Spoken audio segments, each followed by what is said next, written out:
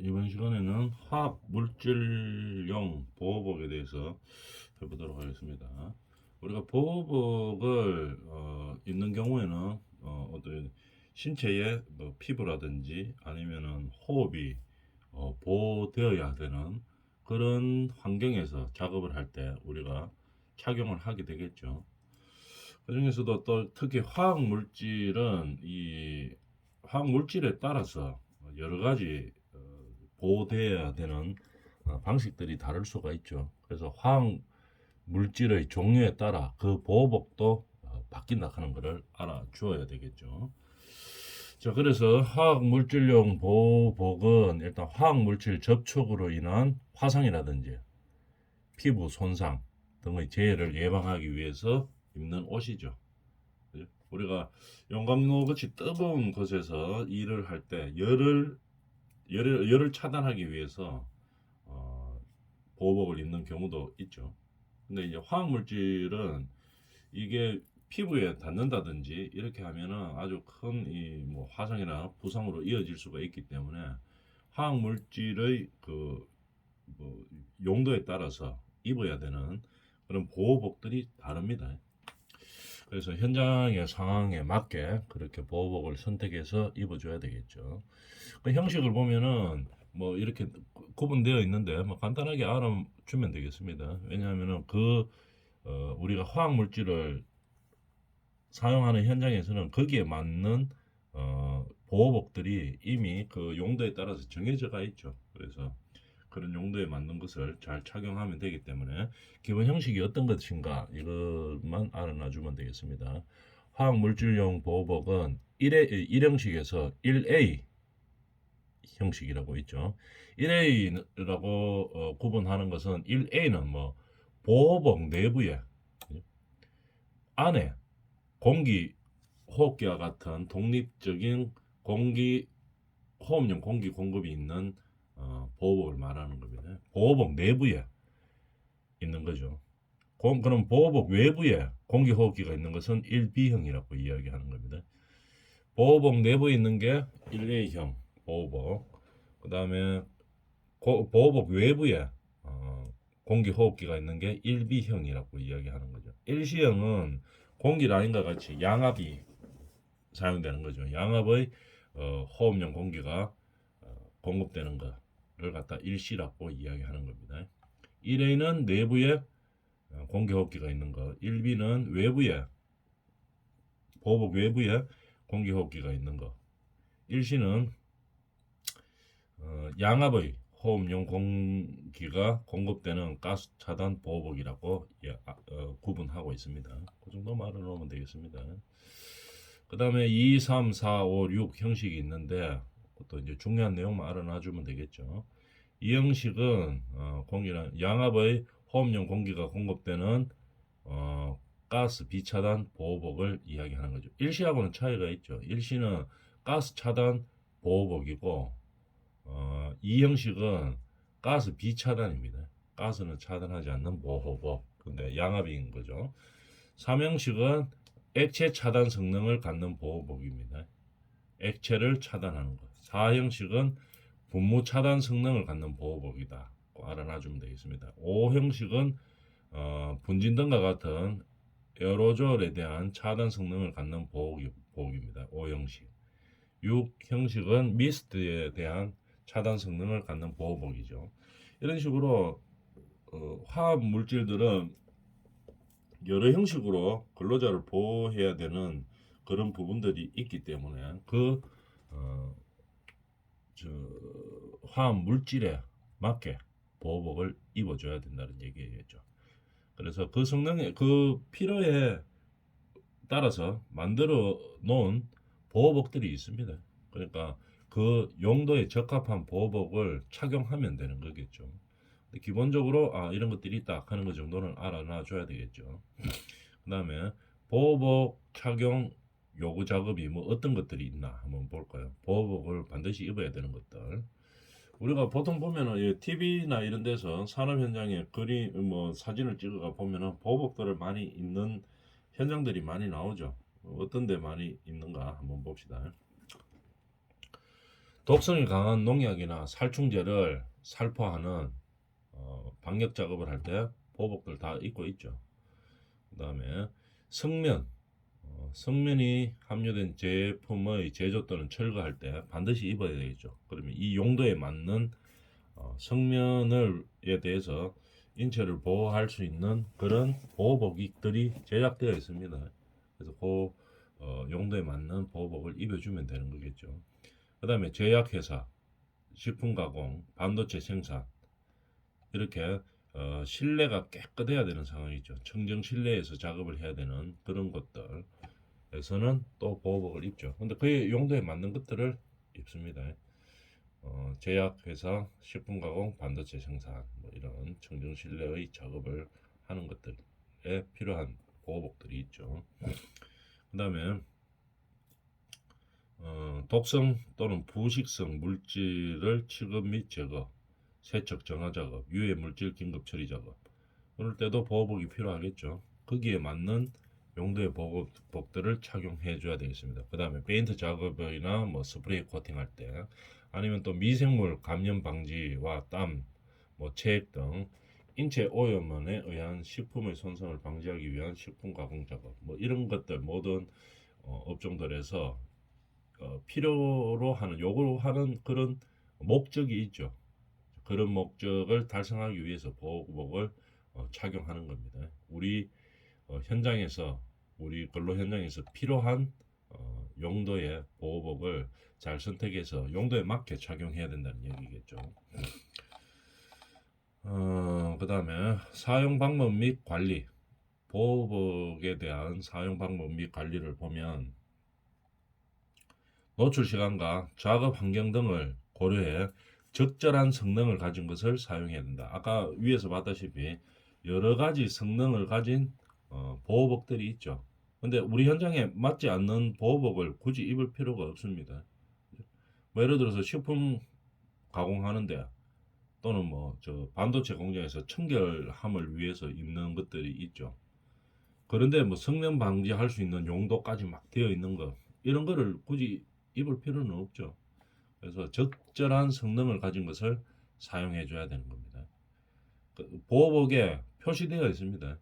화학물질 보호 성능 표시, 제품 사용 설명을 반드시 확인하고 착용해야 되겠죠. 보호복에 이 보호복은 어떤 용도에 사용할 수 있는 보호복입니다. 이렇게 표시가 되어 있는 거죠. 그러면 그 어, 용도에 맞게 사용하라는 얘기입니다.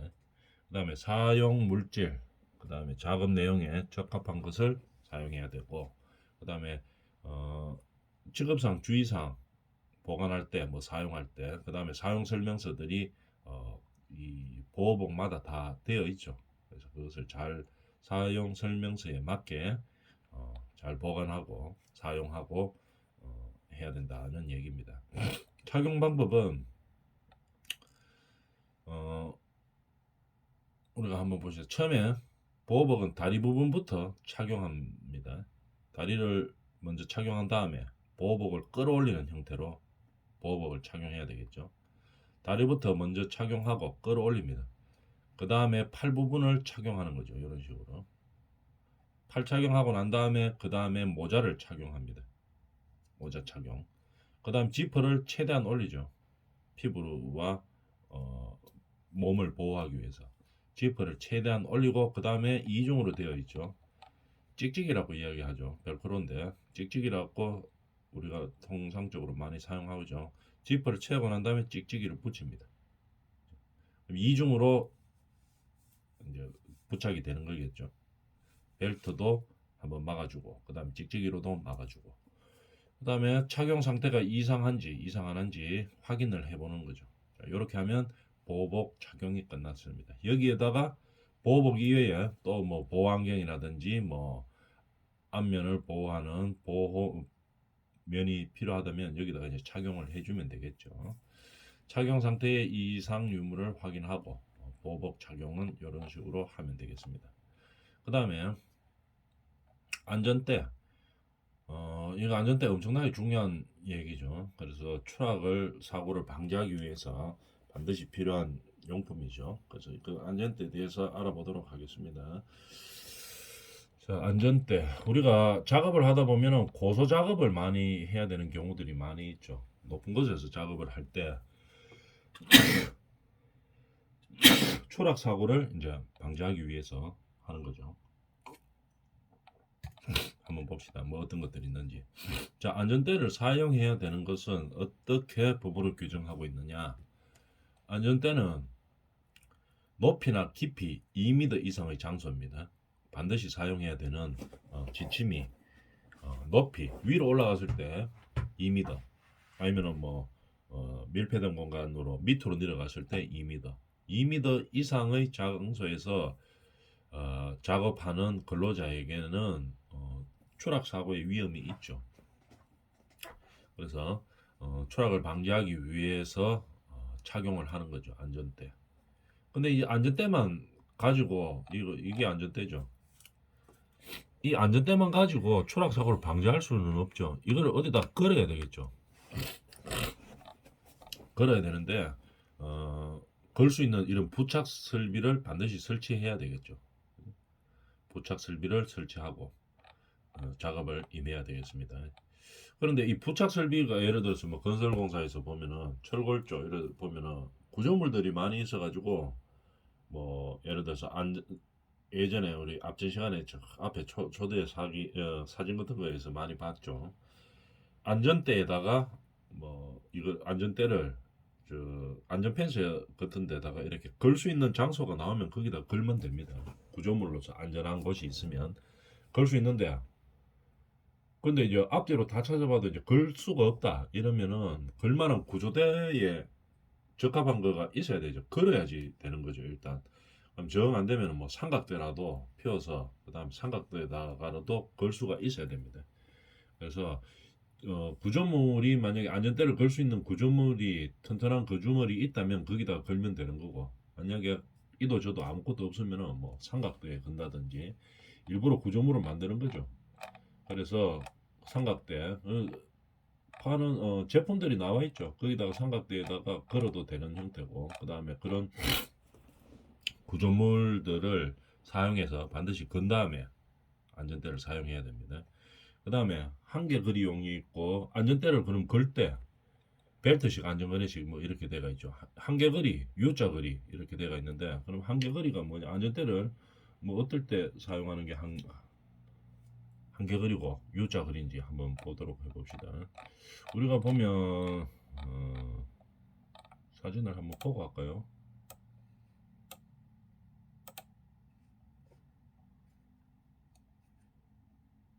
이런 거 우리 많이 봤죠. 전주 같은 데서 작업할 때 U자로 걸고 하는 겁니다.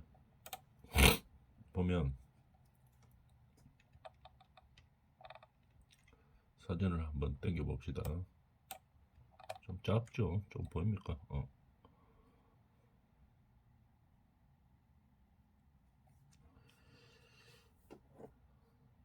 자, 우리가 U자형으로 보면 요런 좀 커졌네요. 이 사진을 한번 봅시다. 이 작업자가 일을 할 때 우리가 전봇대 같은데 이렇게 U자로 걸고 하죠. 이 몸을 안전대를 갖다가 U자로 걸고 합니다. 그러면은 어떻게 됩니까? 이 양손으로 작업을 할 수가 있겠죠. U자로 걸었기 때문에. 그래서 이렇게 거는 형태를 U자형 고리라고 합니다. 이쪽에서도 사진이 나와 있죠. 주로 전신주에서 일할 때 많이 사용하죠.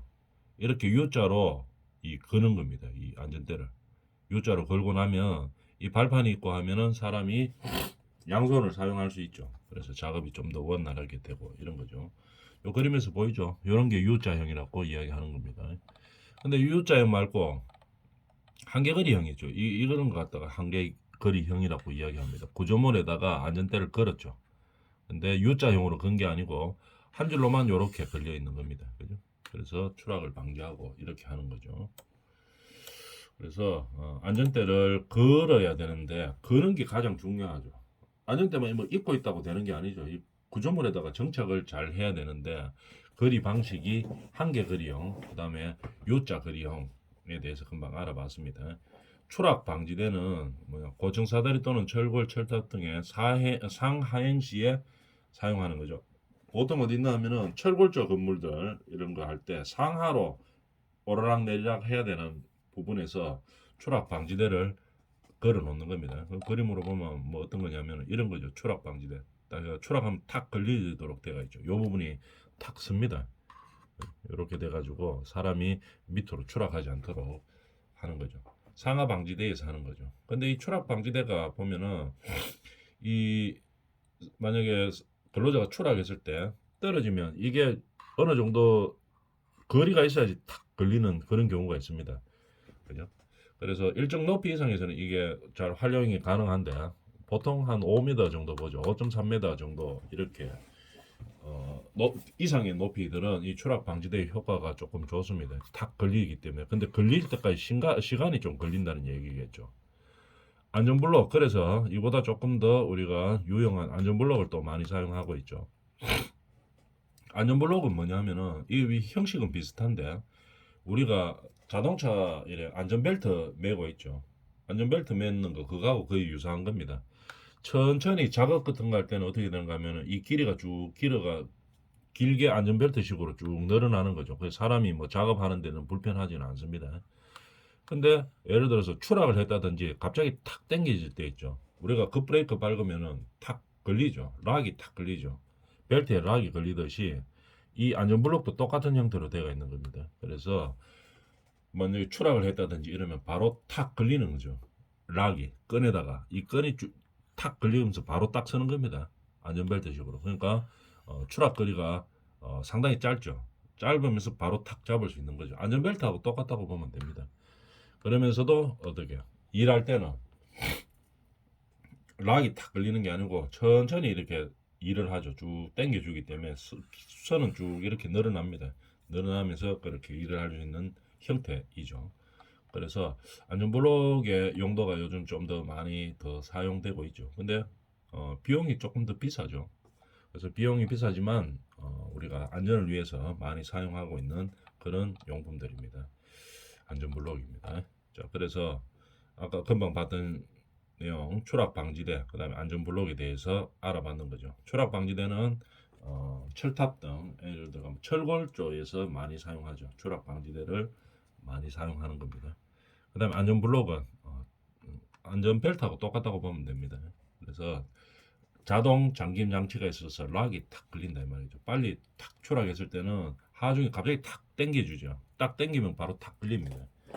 그렇기 때문에 좀 많이 안전하죠. 이 안전블록을 사용하면. 그 다음에 추락 방지대 및 안전블록은 안전거래식에만 적용된다 이런 얘기입니다. 왜냐하면은 이게 락이 탁 걸리기 때문에 이 몸에 무리가 갈 수가 있죠. 한쪽에 예를 들면 허리에만 이 줄을 매놨다 이러면은 허리에만 탁 잡아주기 때문에 잘못하면 허리 다칠 수도 있겠죠. 그렇기 때문에 완전히 그네식으로 딱 앉아 있는 그런 형태에서만 사용한다는 얘기입니다. 이렇게 요게 그네식이죠. 이렇게. 이어서 락을 탁 걸어가 당겨도 뭐 신체에 큰 무리는 안 가겠죠. 근데 이런 그네식이 아니고 허리에만 딱 묶고 놨다 하면 탁 당기가 체중을 걸어주기 때문에 매달리기 때문에 허리에 엄청난 무리가 가겠죠. 그래서 반드시 안전거래식으로 사용한다 이런 얘기입니다. 추락 방지대와 안전블록은 그렇게 알아주면 되겠습니다.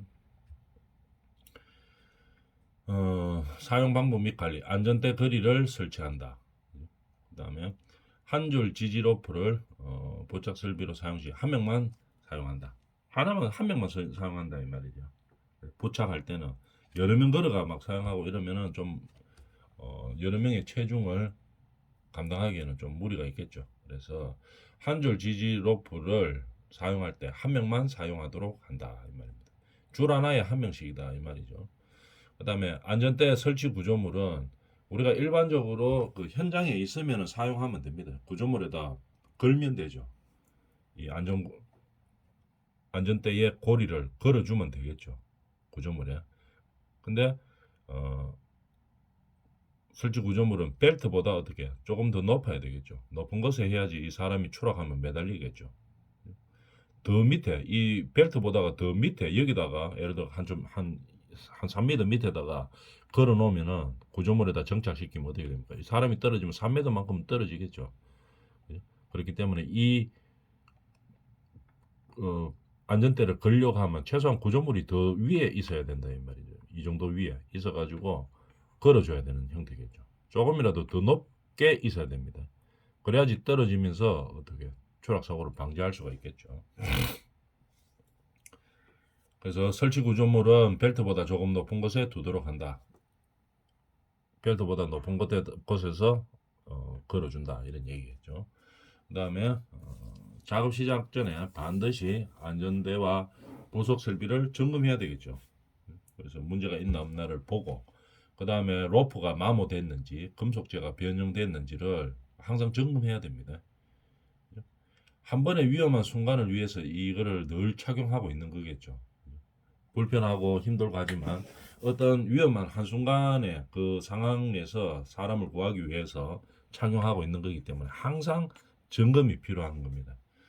오늘 사고 발생 안 해도 내일 발생할 수가 있고 이렇기 때문에 항상 착용 전에 상태를 확인하고 별 문제 없을 때 그때 착용을 해야 된다는 얘기겠죠. 안전대의 잼줄 이런 것들 말한 거죠. 잼줄은 예리한 구조물에 접촉되지 않도록 한다. 잘못해가지고 이래 탁 비어가지고 이제 계속 어떻게 여기 예리한 물체에 이 기스가 나가지고 계속 끊어질 수도 있는 거죠. 무게가 탁 걸렸을 때 그냥 지탱할 수 없이 그냥 끊어지는 상황이 될 수가 있기 때문에 예리한 구조물에 접촉하지 않도록 하는 겁니다. 안전대 착용 방법에 대해서 보면 양 다리에 거네식 안전대를 끼우고 들어 올립니다. 다리부터 먼저 들어가죠. 이것도 보호복처럼 안전대를 끼우고 들어 올린 다음에 그 다음에 이제 두 번째로 어깨에 거는 겁니다. 다리부터 걸고 어깨를 걸어야 되겠죠. 순서 바뀌면 안 됩니다. 어깨부터 걸고 다리부터 걸고 이렇게 하는 게 아니고 다리부터 걸어서 위로 들어 올려서 어깨를 거는 겁니다. 그 다음에 어깨를 건 다음에 가슴 조임줄을 채우죠. 채우는 겁니다. 그 다음에 요 조절할 수 있어요. 그래서 자기 가슴 너비만보다 조금 더 편하게 너무 크거나 너무 쪼이지 않도록 적당하게 조임줄을 조여주는 거겠죠. 그 다음에 이 안전거리를 구조물에다 부착하는 겁니다. 그럼 만약에 이 구조물이 부착할 때가 있으면은 그냥 걸고 하면 되는데 우리가 뭐 고소 PT 하시거나 고소 작업 때처럼 걸 때가 있으면 적절한 위치가 있으면 걸면 되는데 만약에 구조물이 없으면 설치해야 됩니다. 이 안전대를 걸 수 있도록 반드시 그 현장에 적합하고 강도가 적정 강도 이상 나오도록 구조물을 설치해야 되겠죠. 그래서 여기다가 걸어주면 되는 겁니다. 그리고 이제 작업을 하겠죠.